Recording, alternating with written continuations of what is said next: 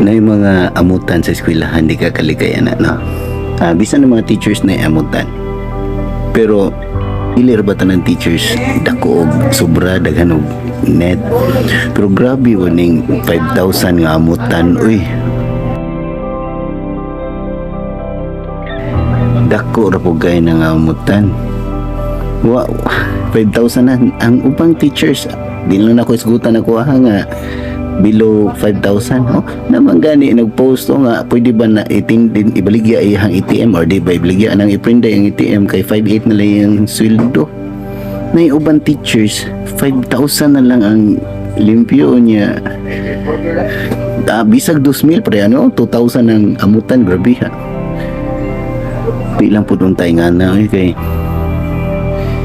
napod ba yung pamilya mga teachers mo kasabot may na ay mga necessary nga amutan nga para sa tanan man magtinabangay kasabot nga na, pero 5,000 2,000 ayaw lang po maluoy ta mo nang inabuhi ang tao